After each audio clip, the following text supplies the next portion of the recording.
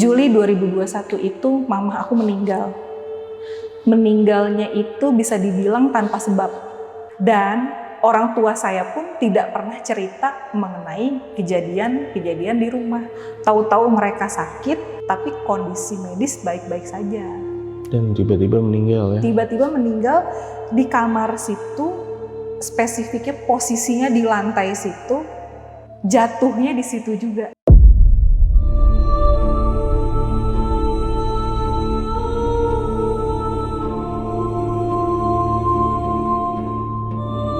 Ada saudara, tante aku dari luar kota, udah niat nginep, udah bener-bener mateng planningnya, datang ke rumah, terus dia duduklah nonton TV di situ. Waktu itu posisinya tuh dia cuman sama anaknya sibuk main HP.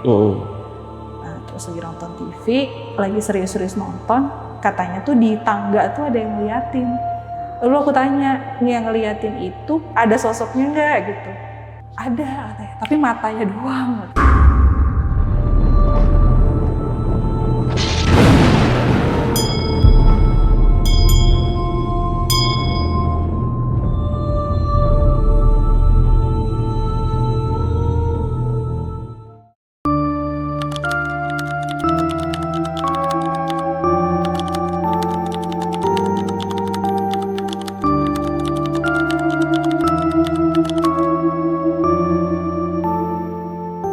Halo teman-teman, malam ini bakal ada cerita dari seorang yang ngalamin kejadian horor nih di rumahnya sendiri di daerah Sukma Jaya, Depok. Jadi dia di sana bersama keluarga nih, sama ayah ibunya dan keluarga yang lain yang sering nginep di rumah itu ngalamin kejadian horor. Tapi sebelumnya kenalan dulu sama orangnya. Di sebelah gue udah ada Kak Dinda. Halo Kak. Halo. Halo. Thank you ya Kak ya udah datang ke sini buat mau nyeritain ini. Dan ini maaf ya aku kalau agak sak-sak nih lagi agak mampet hidungnya. Iya, nanti kalau dicerita juga teman-teman di rumah maaf ya kalau ada suara sak-sak. Dan fun fact nih, rumah yang bakal diceritain ini ternyata ada hubungannya sama aku nih. Iya. Ternyata kita tetangga kecil ya. Iya. Jadi rumah kita berdekatan dulu. Dunia sempit ya rumah. Maksudnya aku kan tinggal sama tante sama om dan ternyata kita deketan. beda ini doang, beda jalan dikit ya. Beda RT. Oke. Dan yang mau diceritain ini rumahnya berarti awal tinggal di situ tahun berapa? Kalau awal tinggal di situ itu tahun 97. Tahun 97. Iya. Oke. Berarti ini udah lama banget ya? Udah lama. Jadi awal-awal kejadian horor itu pas tinggal di situ udah horor apa ada pas momen-momen pas kapan nih? Kalau pada saat saya dulu awal tinggal di situ, itu belum ada kejadian apapun. Oke. Everything is fine ya. Lalu ada momen-momen tertentu yang sebenarnya bukan saya yang ngalamin, tapi saya dapat laporan. Oke. Laporan dari orang-orang yang datang ke rumah saya. Dan katanya mama sama papa juga sampai meninggalnya di situ juga ya? Meninggal di rumah itu dua-duanya. Oke. Dan di kamar yang sama. Oke. Dan daerah rumah Kak Dinda ini kan di situ memang daerahnya lumayan sepi ya kalau aku gambarin ya, agak sepi. Maksudnya iya. Memang Perumnas, tapi aku tahu daerah situ tuh daerah sepi kan. Iya, betul. Nggak yang rame. Iya. Rame bukan tempat tetangga-tetangga pada ngumpul. Lalu lalang pun ya mobil-mobil jalur cepat sih sebenarnya itu. Iya. Jalur cepat. Dan pohon-pohonnya juga pohon-pohon gede juga. Pohon-pohon gede, iya betul. Jadi mungkin orang bilangnya agak eksklusif di situ tuh. Iya. Gitu. Orang-orangnya pun warganya jarang keluar kalau nggak ada special occasion gitu. Iya. Dan memang dugaannya nih horornya itu karena kenapa Kak Dinda? Menurut Kak Dinda aja. Di awal itu saya prasangka memang mungkin horor karena penghuni rumah situ, gitu kan.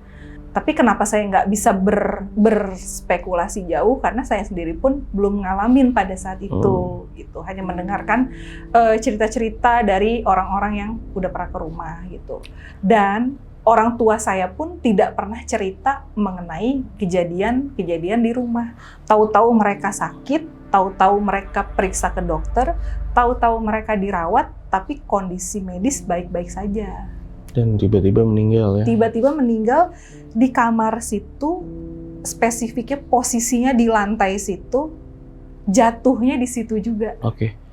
Dan ada satu yang menarik dari almarhum ayah ya, ada ini nih hobinya nih yang lumayan keren nih, apa dia sering seniman ya, agak seniman gitu ya ayah. Iya. Apa kolektor?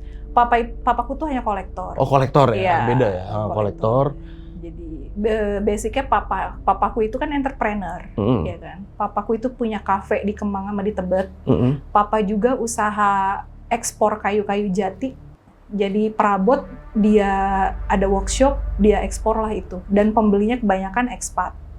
Tapi di sisi lain juga, karena hobinya dengan benda-benda yang nyeni itu, terutama yang berbau-bau suku Jawa, itu pun dijadikan dekorasi untuk kafenya. Di rumah pun sama ya banyak. Jadi rumah dan kafe itu jadi agak mirip gitu. Interiornya tuh 11-12 jadi udah gitu. Kebayang nih mencekamnya nih ya sebenarnya. Rumah saya itu kalau orang datang dibilangnya udah kayak galeri atau kayak kafe-kafe Jawa gitu. Iya, udah kebayang ya jadi teman-teman di rumah ya. Dan ini ditahan dulu Kak ceritanya, nanti diceritain detailnya gimana. Jadi buat teman-teman di rumah yang penasaran sama ceritanya Kak Dinda, nonton video ini dari awal sampai habis, jangan di skip-skip. Dan buat kalian yang mau cerita juga datang langsung ke sini, itu caranya gampang, kalian tinggal klik link di deskripsi di bawah video ini, atau bisa ke Instagram kita di @loncengmisteri, di link di bio-nya itu ada juga ya, bisa diklik langsung nyambung ke WA. Oke Kak Dinda, langsung kita mulai ya ceritanya. Ya.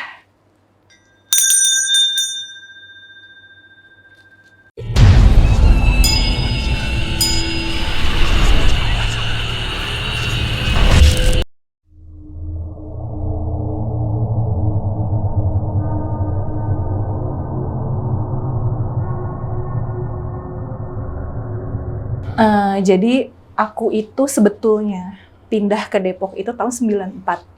Aku ini kan lahir tahun 90. Lahir itu di Jakarta Pusat di daerah Menteng, lalu rumah di daerah Percetakan Negara itu di Jakarta Pusat juga. Tahun 94 move ke Depok, tapi bukan di rumah yang akan saya ceritakan ini. Di rumah Depok Timur juga, sebenarnya tidak jauh dari yang akan diceritakan ini. Tapi itu hanya dari tahun 94 sampai tahun 96 akhir menuju tahun 97. Oke, karena suatu hal saya pindah ke tahun 97 itu ke rumah yang ini. Dari awal ngelihat sih udah jatuh hati ya. Udah good feeling aja gitu, kayak wah ini sesuai ekspektasi nih gitu kan. Kebetulan kita ini keluarga kecil, saya ini anak tunggal. Jadi cuman mama, papa, saya, ART 1 udah. Oh, berempat gitu. aja berarti. Rumah itu tuh perumnas. Dia bukan komplek gitu, enggak. Dia perumnas. Padat sih, lumayan padat, tapi warganya itu termasuk yang sibuk masing-masing juga. Bukan yang tipe ngumpul berkerumun di luar gitu, enggak. Tapi tetap kita kalau ada occasion tertentu gitu atau event tertentu tetap solid gitu ada. Oke. Rumah saya ini di depan itu ada taman kecil. Taman ya, aku nggak tahu ya ukuran berapa, tapi ya lumayan lah ya untuk penyegaran.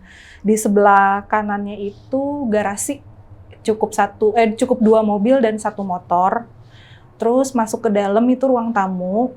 Terus nggak ada space ngelos gitu ya. Itu meja makan itu tuh panjang. Gitu. Terus kamar utama itu di bawah. Kamar mandi utama juga di bawah. Tapi di kamar utama tuh di dalam ada kamar mandi lagi. Gitu. Terus ruang TV, kita nggak main sekat-sekat ya, rumahku tuh los gitu. Open space. Itu lalu ruang TV di situ. Sebelah ruang TV tangga atas. Oh, 2 lantai ini ya? Iya, 2 lantai. Kalau dapur itu posisinya di samping-sampingnya sama kamar utama, jadi sebelah kanan. Gitu. Udah ada bayangannya seperti itu. Oke, jadi naik ke atas itu ada 1 kamar tidur. 2 kamar tidur, 1 gudang, 1 kamar mandi kecil. Tapi karena kita ini penghuninya cuman 3 orang, 4 orang gitu. Jadi yang atas itu kosong dijadikan gudang. Gitu. Jadikan gudang, ya udah aktivitas di atas pun nggak jarang gitu ya. Kalau emang nggak perlu amat kita nggak ada yang ke atas. Iya, berarti ketika keluarga pindah ke sana tuh rumah udah seperti itu ya? Udah Jadi seperti nggak itu. dibuat sama ayah apa ibu ya? Emang udah seperti itu Udah aja seperti bentuknya? itu. Rumah-rumah, bukan rumah modern, jangan dibayangkan rumah modern, ini rumah-rumah old school lah gitu. Iya, di Perumnas emang rata-rata rumah lama. Perumnas ya, seperti itu gambarannya. Oke, lalu kebetulan itu saya itu kan lulus kuliah udah langsung kerja. Saya dari mulai kerja freelance sampai kerja kantoran itu saya udah mulai ngekos. Walaupun kosannya pindah-pindah, intinya saya di rumah itu tuh jarang gitu. Tapi tetap seminggu sekali itu pasti pulang. Oke, singkat cerita saya kos di Jakarta Selatan. Ya fokus deket kantor segala macem. Nggak pernah ada dapet cerita apa-apa dari mama atau papa. Oh iya, FYI, mama papaku udah meninggal ya sekarang ini. Tapi meninggal itu di 2021 dan 2022. Oke. Oke, nggak pernah ada cerita laporan apapun, bahkan dari bibi pun, bibi itu ART ya, itu nggak ada laporan apapun. Ya udah, aku pikir so far baik-baik aja kan, dan memang juga aku selama tinggal di situ ya B aja gitu, biasa aja. Paling juga kayak ngerasa hawa nggak enak atau kayak sekelibet gitu-gitu, itu sih wajar ya. Dimanapun kayak kita juga, kalau kita peka pasti ada aja kan. Jadi aku nggak jadi ambil pusing lah hal itu gitu kan. Oke, mulailah berdatangan laporan-laporan itu dari tamu-tamu yang datang ke rumah. Tamu-tamu nih gimana nih? Ya, kayak keluarga Oh. atau yang mau nginep nih, terutama rumahnya luar kota ya. Iya. Atau temen main, cuman main gitu, atau tetangga. Bahkan tetangga pun yang cuman kirim makanan, tapi dia buka pintu masuk ke rumah, itu tuh udah bisa bilang gitu. Oke. Sebenarnya sih aku nggak mau menjudge ya bahwa mereka itu ngarang atau halu. Cuman kan kalau ngarangnya kompak kan lucu juga ya, Kak. Gitu. Oh iya benar. Kok iya masa ngarang bisa sama gitu kan, intinya seperti itu gitu. Jadi aku pikir aku tampung lah semua informasi dari beberapa orang itu, ya, lalu aku pikirkan timing untuk kapan ngomong ke ortu mengenai ini, karena kan namanya orang tua agak sensitif ya sama hal-hal kayak gini kalau kita mau bahas, takut disangka ngada-ngada atau segala macem gitu kan. Ya udahlah, akhirnya saya tanya sebenarnya maksudnya ini gimana gitu. Ini yang pertama yang tetangga dulu. Ini timeline-nya pas di 2000 berapa nih berarti? 2020, sebelum 2020 ya, dari 2015-an. Oh, sebelum orang tua meninggal nih ya, iya, berarti. sebelum itu. Ya mulai ada yang terbuka cerita kayak gitu. Gimana ceritanya? Tetangga ini datang ke rumah. Dia ini mau kasih oleh-oleh ceritanya. Baru pulang dari Jawa. Lah gitu. Katanya sih begitu masuk itu nggak enak gitu. Nah, enak ini dalam arti apa? Iya, hawanya tuh anyepnya itu anyep bikin merinding katanya gitu, Kak. Oke. Masa sih baru buka pintu udah merinding gitu? Ya, saya juga nggak tahu. Makanya saya nggak bisa mampir lama-lama. Oh, ya oke. Ya, abis itu ada yang ganggu nggak atau diliatin apa? Nggak ada sih, cuman saya nggak kerasan aja bahasa dia gitu. Nggak betah, nggak kerasan katanya. Oh iya, oke. Nah, satu cerita lagi, ada saudara, tante aku dari luar kota, udah niat nginep, udah bener-bener matang planningnya. Datang ke rumah, mungkin nyampe itu sekitar habis asar kali ya. Terus ngobrol-ngobrol, masih enjoy lah biasa aja gitu. Makan segala macem, sholat apa. Nah, pas abis maghrib itu dia bilang, kayaknya mau pulang deh, kayak gitu. Nggak jadi nginep. Oh, kenapa gitu? Nggak apa-apa gitu, mendadak si suaminya tuh, dia panggil suaminya tuh si Om gitu. Si Om nggak enak badan katanya. Oh gitu. Oh yaudah gitu. Takutnya kenapa-kenapa sendirian juga pulang. Ternyata beberapa hari kemudian barulah dia jujur. Jadi katanya dia tuh habis sholat maghrib. Memang kita sholat masing-masing sih, nggak berjamaah gitu ya. Terus dia duduklah nonton TV di situ. Waktu itu posisinya tuh dia cuman sama anaknya sibuk main HP. Nah, terus lagi nonton TV, lagi serius-serius nonton, katanya tuh di tangga tuh ada yang ngeliatin. Lalu aku tanya, yang ngeliatin itu kelihatan nggak? Maksudnya ada sosoknya nggak gitu? Ada katanya, tapi matanya doang katanya. Matanya doang? Iya, terus gue bilang, matanya doang? Maksudnya cuma kelihatan matanya doang apa gimana, Bi? Gitu kan. Karena aku orang Sunda ya, mereka Bibi ya. Iya, kan bagian tangga itu gelap ya. Iya, aku lihat matanya aja, tapi nggak ada badannya, nggak ada wujudnya. Ya itu udah punten ya gitu, tuh maaf ya gitu. Jadi mau pulang aja. Ya udah, itu di situ pulang dia. Baru jujur tuh ya setelah H+ berapa lah dari situ begitu. Mungkin karena nggak enak juga ngomong pada saat itu. Terus kalau temen sekolah ada mau main tuh ceritanya ke rumah. Sekalian ngasih undangan, mau merit tuh gitu. Oke. Ya oleh silaturahmi gitu. Oke lah, dia datang sendiri. Bla bla bla basa-basi segala macem. Udah lama gak ketemu juga, say hi. Terus dia bilang, Din, apa lu di sini emang ada ini juga, ada saudara lagi gitu ya? Maksudnya, iya, maksudnya lagi ada yang nginep katanya gitu. Nggak ada, emang kenapa? Oh, itu kayak kira gue ada orang tadi di atas, katanya. Jalan 2 orang. Hah, begitu masa sih? Nah iya, makanya gue tanya gitu, kirain lo lagi ada saudara nginep atau apa gitu. Udah gitu aku bilang, oh enggak, perasaan lo doang kali. Oh ya udahlah, katanya gitu. Yaudah ya, katanya gue balik ya, gitu. Cuma kalau setiap kali aku ke atas itu nggak pernah ada apa-apa. Tapi memang gimana ya? Sepinya itu sepi beda gitu. Sepinya itu bukan sepi yang kayak gini kan, sepi ya normal gitu ya. Kalau itu tuh sepinya itu kayak kosong nyampe ke hati mungkin ya, kayak gitu. Sali bahasanya ya, bahasa ini susah kayak gitu.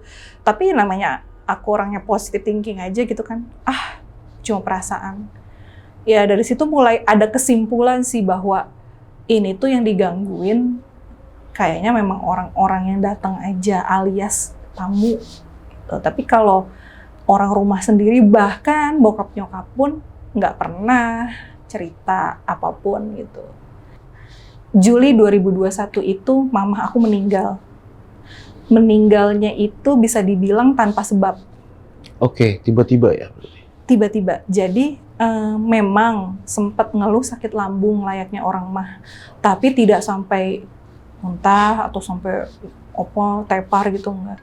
Ya kita bawalah ke dokter.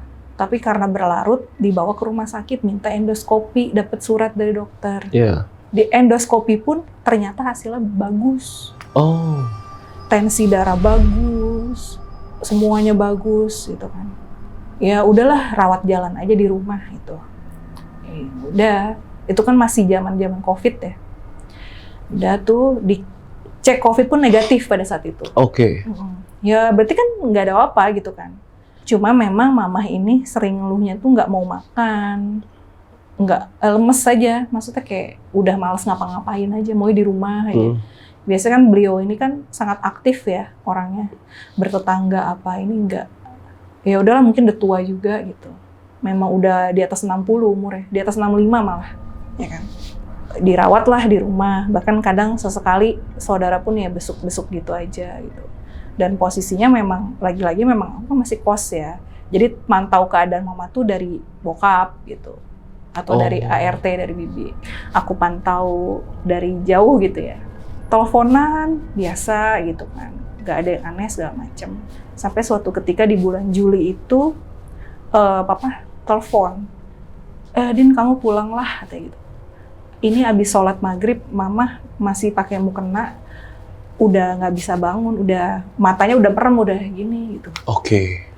Dan posisinya mukena atas sudah berhasil dicopot, tapi mukena bawah masih pakai. Waduh, drop lagi nih, pikir aku gitu. Bawa aja ke RS. Enggak, ini udah badannya udah nggak ada tenaga bahkan untuk begitu aja Pak, menggerak gitu ya udah nggak ada.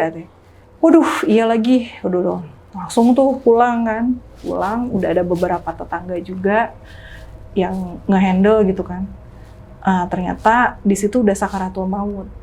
Oke. Terus kebetulan depan rumah itu dia bidan.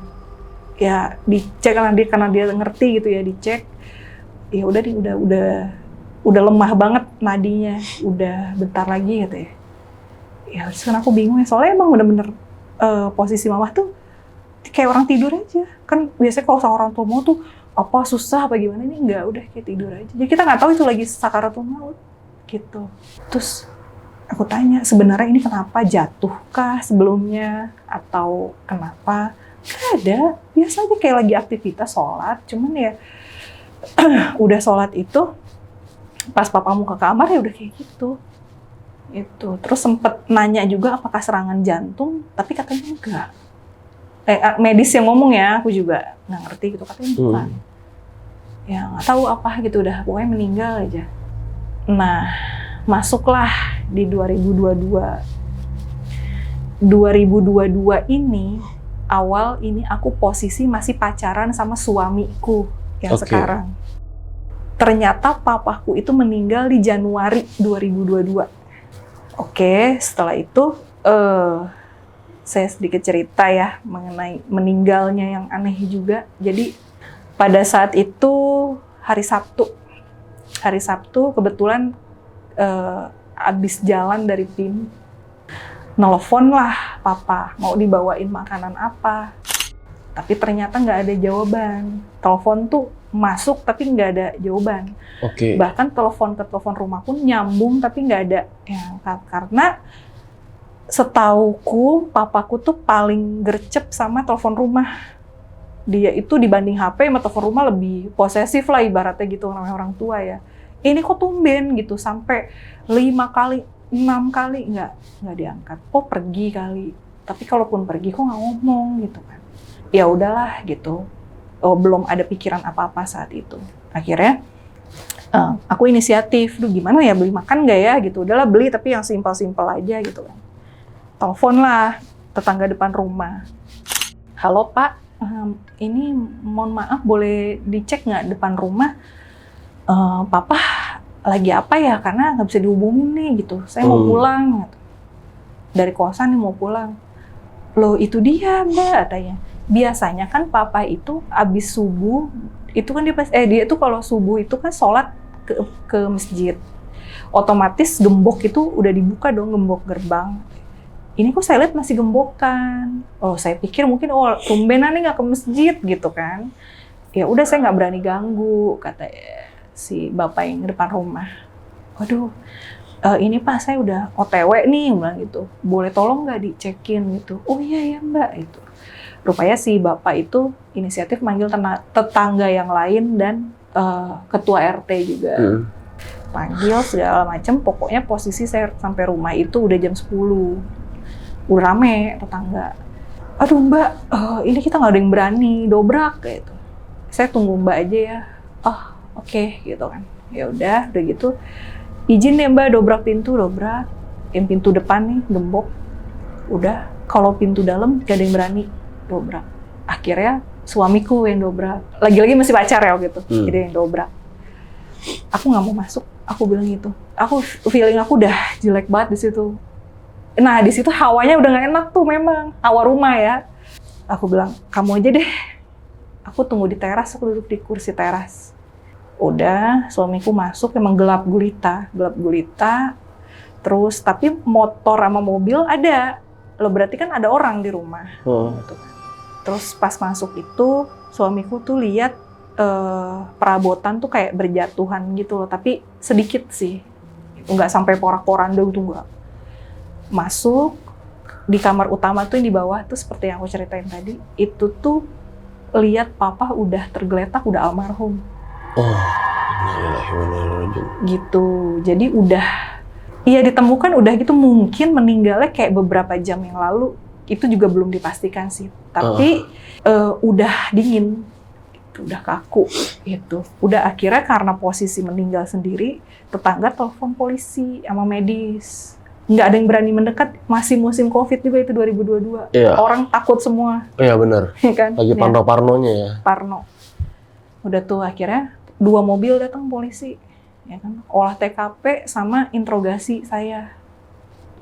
Itu benar-benar diinterogasi. Timeline seharian itu saya ngapain aja. Untung saya ada bukti struk nonton sama struk makan di Union itu. Jam sekian gitu kan ada ya. Setelah itu Saya diinterogasi karena polisi mau memastikan ini perampokan atau pembunuhan. Wah, itu ngeri banget itu. Ngeri banget itu, maksudnya. Ya amit-amit takut-takut tertuduh atau apa gitu, apalagi posisinya anak tunggal kan.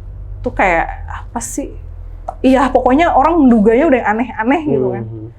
Itu sampai ke atas semua olah TKP lama itu, sampai mau subuh. Akhirnya setelah cek, mereka berunding, polisi memutuskan bahwa bukan pembunuhan atau bukan perampokan. Karena bersih, maksudnya nggak ada pembobolan atau barang rusak atau hilang pun nggak. Udah tuh, terus udah gitu setelah medis datang, dites COVID positif memang. Oke. Almarhum papa nih. Tapi di jidat sini nih biru. Sedangkan posisi mayatnya itu kan celentang begini. Tapi memarnya di sini. Kenapa ya? Nggak tahu. Kayak kejedot gitu ya? Kejedot, tapi harusnya kalau kejedot itu kan begini ya. Apa begini ya? Enggak, kayak sempat terbentur gitu ya berarti ya? Mungkin ya. Sempat dugaan dari polisi juga gitu. Terus ditanya apakah papa punya riwayat jantung? Enggak. Cuma papa punya diabetes. Memang dia diabetes gitu. Tapi kalau jantung enggak. Terus asam urat apa enggak gitu. Gitu ya. Terus sebelumnya sakit apa enggak? Ada sakit. Lagi-lagi kayak dulu mama itu enggak ada sakit. Kalau yang mamaku masih mending, dia masih ada riwayat medis dirawat ya kan. Walaupun cuma 2 malam atau apa. Kalau papaku tuh enggak, sehat-sehat aja gitu kan. Ya udah tuh akhirnya polisi nanyain mau otopsi enggak. Karena pada saat itu berat mencerna kondisi ya. Aku ini menerima dan mencerna kondisi. Udah sedih banget ya waktu itu ya? Lebih kebingung sih Kak. Kayak sebentar deh, gue harus cerna dulu sebenarnya itu apa sih yang terjadi, lebih ke gitu. Jadi aku tuh shock, bengong, sambil mikir nih, apa ya gitu, kenapa nih sebetulnya. Nggak usah Pak, yakin Mbak ikhlas. Keputusan cuma di Mbak loh, karena satu-satunya keluarga cuma di Mbak. Kalau saudara-saudara lain itu bukan keluarga inti katanya gitu. Yakin Pak. Oke ya, di surat pernyataan di situ di atas materai langsung. Dimakamkan secara COVID ya. Jadi papa tuh dipeti. Gitu. Ya udahlah, gitu ikutin prosedur aja. Nah, dari situ rame lah keluarga mulai. Udah nikah aja, nikah. Nggak mau. Abis pemakaman, akad aja. Nggak mau, aku bilang gitu. Karena aku baru kenal ini orang siapa. Maksudnya si cowok suamiku ini. Si suamiku. Saya baru kenal dia gitu. Saya belum tahu dia siapa, saya belum berani untuk memutuskan menikah gitu. Walaupun pada saat itu umur saya udah di atas 31. Akhirnya karena diskusi keluarga lah sama keluarga dari suami juga, oke lah gitu menikah. Sebelumnya lamaran di bulan Maret, kita lamaran dulu, acara di rumah udah berjalan lancar.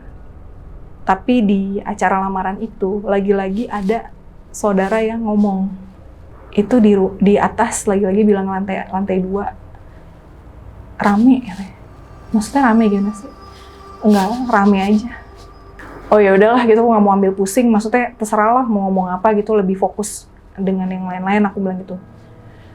Habis itu udah seperti biasa ya, rumah pun aku tengokin ya paling ya seminggu sekali juga gitu, karena kan masih ngekos juga. Kalau untuk bolak-balik dari Depok ke kantor, aku sih nggak sanggup ya gitu, karena susah juga transport segala macem gitu. Akhirnya udah tuh di bulan Mei kita nikah.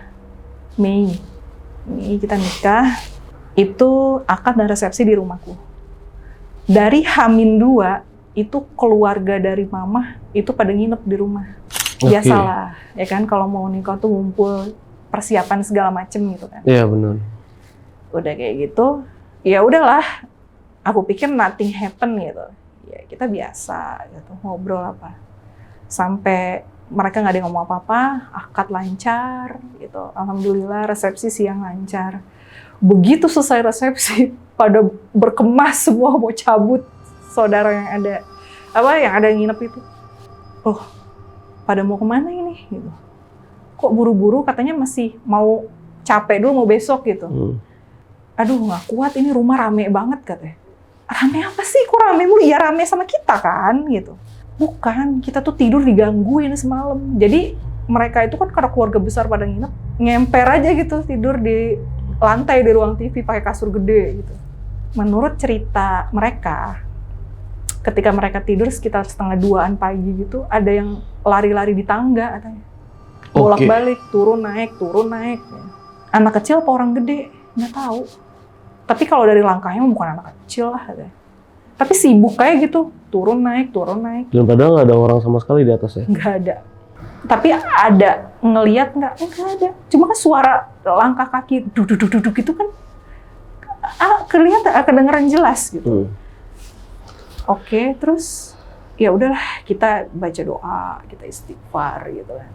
Selang mungkin sejam kali kita sempat merem katanya gitu.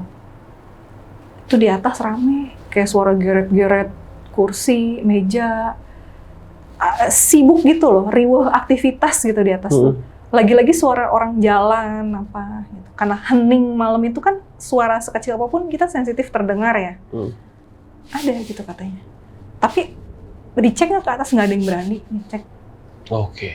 Terus udah gitu nggak ada, kita cuman merem, kita pura-pura nggak nengok gitu ke atas. Ya udah kita dengerinnya apa? Sibuk aja, ada yang gerek kursi, ada yang ini, tek gitu. Maksudnya langkah kaki, tapi langkah kaki itu kayak langkah kaki pakai sepatu gitu. Oke, terus sudah gitu paginya nih, pas mau mandi katanya. Si Mamang tuh om kan. Si Mamang mau bikin kopi katanya. Ke dapur kan sih lewatin tangga gitu. Iya. Itu kok ditampakin sosok gede, tinggi gede. Itu orang. Iya nggak, kelihatan hitam aja gitu. Dibilang King Kong juga bukan, orang tapi tinggi. Manusia pun ada yang tinggi 185 ke atas ya. Tapi tingginya ini tuh tinggi gede, ditambah gede gitu, dan perawakannya kayak bukan manusia seutuhnya gitu, kayak mix gitu lah. Terus gimana ciri-cirinya? Udah itu doang yang bisa dilihat, tapi hitamnya gelap gitu sosoknya. Terus pagi-pagi, iya pagi-pagi. Pagi-pagi loh. Iya. Terus udah gitu, nah Mamang ini orangnya tenang. Bukan yang langsung, wah teriak kopinya pecah gitu, enggak. Dia tenang, kopi, dia bawa, dia tengok lagi. Nggak ada. Oke. Gitu. Udah, itu kan setelah H+1 ya, setelah resepsi. Itu memang suami udah tinggal sama aku di situ. Nah ini lucu malam pertama. Jadi malam pertamanya tuh nggak ada romantis ya. Kita tuh capek, kita memutuskan tidur lebih awal. Ya memang kepalaku tuh udah berat banget dari sore itu ya. Capek, mau tidur, oke lah. Nothing happen juga. Itu posisi rumah udah sepi ya, udah pada pulang semua. Jadi tinggal kita berdua di rumah gede itu. Oke. Pas udah kayak gitu, aku tuh mau pipis, tapi nggak nengok jam juga sih. Rasa-rasanya belum jam 12, masih 10:30 gitu. Ya udah pipis. Pas pipis kok suami belum tidur gitu. Ya masih kayak fresh, saya melek gitu. Lah kok kamu belum tidur? Nggak apa-apa kata dia gitu. Belum ngantuk. Ih bisa-bisanya, gue bilang gitu. Wah gila, gue udah gak kuat deh. Bilang, gue tidur duluan deh, gue bilang gitu. Iya tidur aja kata dia gitu. Nggak, belum ngantuk katanya. Oh ya udah tuh. Terus besokannya ya seperti biasa lah, beberes, apa, manggil orang juga untuk bantu-bantu beres rumah, kayak gitu kan. Segala macem. Nggak ada apa-apa juga, nothing happen lagi. Nah pas malam berikutnya, sama mau pipis lagi aku tidur. Aku kan memang kebiasaan kebangun tengah malam tuh pipis, ya kan. Lagi-lagi lihat suami segera duduk di kasur tapi main HP gitu. Oke. Lah kamu nggak tidur? Enggak, belum ngantuk lagi-lagi gitu. Kenapa sih selalu deh setiap kali aku kebangun tengah malam mau pipis, tuh selalu kamu tuh ini apa? Kayak nggak pernah tidur gitu. Apa jangan-jangan kamu nih melek terus apa sepanjang malam? Enggak lah, aku tidur. Ya udahlah tidur, bilang gitu. Udah tuh tidur. Lagi-lagi nothing happen. Itu kan kita masih pada dapat jatah libur kantor kan, kalau habis nikah itu dapat jatah libur 4 hari. Udah tuh malam berikutnya. Nah kali ini dia mencoba tidur, kita juga aku juga sebenarnya masih belum tidur ya, masih ya jam-jam 8, jam 9 gitu.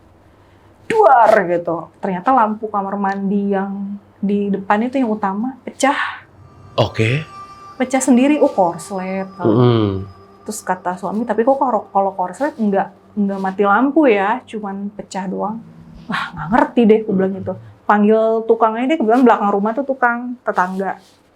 Aku telepon, Mas, bisa kesini nggak gitu? Tapi kalau udah kemalaman besok aja lah, nggak apa-apa, aku bilang gitu. Oh ya udah besok pagi saya cek deh katanya. Mbak kerja nggak belum, saya masih libur. Ya udah. Datang, oh ini korslet katanya gitu. Udah deh diganti udah beli baru, terus sempat ada yang dibenerin juga kabelnya. Udah malamnya udah itu nothing happen lagi. Malam itu lagi nonton TV deh, lagi nonton gabut aja gitu, pecah lagi tuh duar gitu, lampu situ lagi. Waduh, ini kenapa nih, ngeri kayak gini, kebakaran nih ntar. Us jangan gitu kata suami. Telepon lagi tuh tukang itu, Mas, masa meledak lagi Mas, bisa tolong nggak kesini? Waduh gitu ya, iya. Minta tolong beliin lampu lagi deh sekalian, gue bilang. Ya udah, terus dia datang, dicek, nggak apa-apa, maksudnya nggak ada kayak kerusakan apa gitu. Dari si fitting lampunya nggak apa-apa ya? Nggak Maksudnya apa-apa. dudukan si lampunya, berarti cuma boh lamnya doang yang pecah? Iya, Oke. bisa dicek gitu. Ganti lagi. Ya udah, habis itu nothing happen. Kebetulan besoknya itu kita udah mulai masuk kerja. Aku bareng lah berangkat sama suami. Ceritalah dia di situ. Kamu mau tahu nggak kenapa aku tuh sering belum tidur tengah malam? Ya udah, kenapa, jujur aja gitu. Iya, rame banget gitu ya. Rame apaan lagi sih? Orang kita berdua doang, jangan kayak gitulah. Aku bilang, ya, namanya juga istilah kamu adaptasi di sini masih baru gitu. Jangan berpikir itu rohnya mama atau papaku, janganlah kayak gitu, aku bilang gitu. Enggak, aku nggak mikir ke situ gitu. Itu tuh di atas itu tuh rame gitu, sibuk banget katanya. Masa sih, aku bilang jangan kayak gitu, aku masih denial tuh aku. Iya, jadi ada suara kursi, dikira persis kayak yang saudaraku cerita. Oke. Terus apa lagi? Malah suara orang ngobrol, kata dia. Rame katanya. Kira-kira tuh estimasi berapa orang tuh kalau menurut sependengaran kamu? Aku bilang gitu kan. Mungkin sekitar 6-7 orang mah ada. Are you sure? Aku bilang gitu. Itu kan kayak lagi nongkrong ya? Iya. Merinding loh bener. Serius. Makanya aku terjaga. Ini maling, apa ini bukan orang? Dua itu aja di otakku, kata dia. Ya udah deh, mending kita ngajiin aja, aku bilang gitu. Kalau udah kayak gini, ya sekaligus pengajian, anggaplah pengajian syukuran kayak apa, pokoknya intinya ngajiin aja, ngundang pemuka agama lah gitu, kiai apa. Ya udah deh gitu, ntar aja sekalian Kemis sore, malam Jumat. Udahlah, atur lah, ya udah. Nah, kebetulan tuh memang agak susah schedule-nya si Pak Ustadz itu sibuk kan, jadi kita belum juga. Cuman pada saat itu tuh aku pengajian di aku pulang kerja, nyampe rumah, ganti baju bersih-bersih, aku ikut pengajian RT. Oke. Ya kan, pengajian ibu-ibu situ. Aku ikut ngaji. Ya udah gitu. Ditanya-tanya gimana Mbak? Cuman ada beberapa tetangga yang bilang betah di situ. Ya itu kan pertanyaan umum ya, betah nggak gitu kan? Aku mikirnya positif aja. Oh betah kok gitu, alhamdulillah aku bilang gitu. Oh nggak ada apa-apa kan katanya? Nggak ada apa-apa aku bilang. Oh ya udah syukurlah katanya gitu. Cuman si ibu itu tuh nanya tuh kayak penuh tatapannya tuh gimana gitu kan. Oh ya udah syukurlah, ya udah hati-hati aja katanya. Iya, makasih ya Bu. Bilang, udah. Pas aku pulang ngaji, itu suami itu rupanya udah pulang. Dia bete, marah sih, lebih ke marah sih. Kamu dari mana? Katanya gitu. Terus udah gitu, lah dari ngaji lah, nggak lihat ini, gue bilang gitu. Hah? Kata dia gitu. Terus tadi maksudnya apa, pelengas-pelengos gitu? Pelengas-pelengos apa sih? Aku masih gitu kan. Aku sampai rumah, kamu duduk di situ di meja makan, ditegur, aku tegur, boro-boro apa kek, senyum apa, pelengas-pelengos, ya gitu. Masuk kamar, udah gitu kan dia mandi nih si suami. Terus tiba-tiba keluar mandi katanya aku pulang ngaji. Enggak, aku baru pulang ini. Maksudnya gimana sih? Aku bilang gitu kan. Ya orang tadi kamu duduk di situ ya kan. Aku tegur, tuh kamu nggak nyaut, nggak senyum katanya. duduk aja gitu, kayak orang budek katanya. Wah bener-bener ya tadi gitu. Aku tuh speechless, maksudnya kayak gimana ya gue ngomongnya ya? Aku kan ngaji gitu. Iya. Terus, udahlah di situ jereng-jereng bengong lah intinya lah di situ lah. Malam itu juga cabut tidur di hotel. Takut tuh berdua. Iyalah takut Mas, ya Allah. Ya udahlah yang tidur di hotel aja lah, Hotel Margonda apa kayak terserah deh gitu. Ya udah cerita-cerita, terus gimana nih? Aduh, kayak kalau kayak gini banyak cerita-cerita gini walaupun aku nggak pernah ngalamin. Nggak mau juga aku, nggak kuat juga akhirnya. Ya udahlah kita pelan-pelan berkemas. Akhirnya tidurlah di mertua besokannya di rumah ibunya dia di Tangsel. Dari situlah awal mula pindah ke Tangsel. Gara-gara itu. Gara-gara itu sebenarnya niat kita itu adalah setelah menikah, karena itu kan warisan ke aku kan, rumah itu. Ya memang untuk kelak suami dan anakku gitu maksudnya. Tapi kan ternyata begitu. Yaudah kita pindah, akhirnya numpang mertua dulu deh, pondok mertua indah gitu. Istilahnya gitu ya. Ya udah, terus gimana nih? Ya udah pelan-pelan deh ini pindahan gitu. Cari jasa segala macam karena barang-barang aku tuh banyak banget, Mas. Kebetulan papa itu pecinta seni-seni ini loh, kayu jati. Oke. Terus lukisan-lukisan. Dan memang di rumahku itu pajangan-pajangan tuh banyak, patung-patung orang, patung kecil tapi ya. Itu tuh banyak tuh kesukaannya papa gitu. Karena papaku tuh Jawa banget gitu. Kalau mamaku mah Sunda ya. Kayak gitu. Jadi ya itu intermezzo aja, memang kesukaannya seperti itu. Nah yaudah akhirnya nggak lama kita ngambil rumah lah di dekat mertua. Karena saya nggak mau tinggal sama mertua gitu kan. Akhirnya ngambil masih satu komplek dekat mertua. Ya, yang sekarang ini, until now ini di situ. Oke, ada kejadian ketika pindahan rumah itu kan butuh 4 mobil truk. 4 mobil truk. Karena barang-barang aku jati yang gede-gede itu loh. Dan supir truk dan helper ya, biasanya supir truk helper mereka berdua kan. Itu katanya di atas, Mbak, itu murotal nggak dimatiin? Itu loh radio murotal. Lah bukannya udah saya matiin, orang saya aja juga udah nggak tinggal di sini. Rupanya posisinya nyala. Radio? Wow. Itu adalah radio zaman dulu. Oh, nyala ya? Nyala. Karena memang waktu aku masih tinggal di situ, bokap pun memang selalu nyetel itu sepanjang hari. Bukan sepanjang malam lagi, sepanjang hari. Dan nyetelnya murotal lah memang? Selalu murotal. Kalau aku ganti, dia marah. Oke. Terus kalau aku protes suruh matiin, marah gitu kan.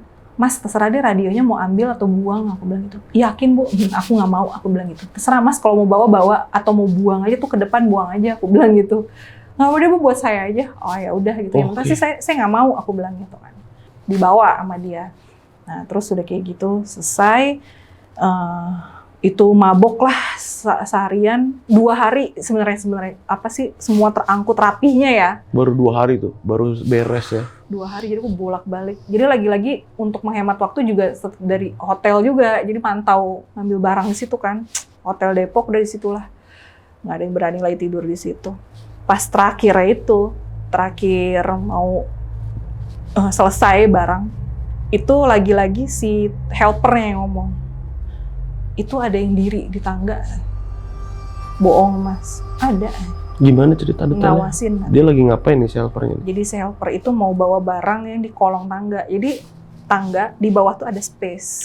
Space-nya itu untuk naruh perabot-perabot yang dibilang nggak dipakai sih masih, tapi jarang gitu. Dia mau habis itu, pas dia set gitu kan, mau itu ngelihat, astagfirullahaladzim gitu loh. Iya saya udah astagfirullahaladzim tuh. Berat ini Bu, rumah nih hawanya berat kata dia gitu. Iya makanya itu saya pindah Mas gitu. Iya bagus Bu, bagus gitu. Ya saya juga, ya mungkin dia mau nyapa saya kali ya. Ya tapi anehnya kalau sama saya enggak gitu. Takut kali sama ibu lah. Emang saya apa? Saya nggak punya apa-apa gitu. Saya nggak punya apa-apa. Ya kan kita nggak tahu. Kan yang ngeliat tuh orang lain dan yang ngerti. Gitu. Wah saya nggak tahu, wallahu alam bilang gitu. Ya udah Bu, kalau udah nggak ada urusan mendingan udah aja gitu pergi. Ya udah setelah rapi semua, baru itu di ngajiin, tapi ini bukan orang pinter ya, real ngaji aja.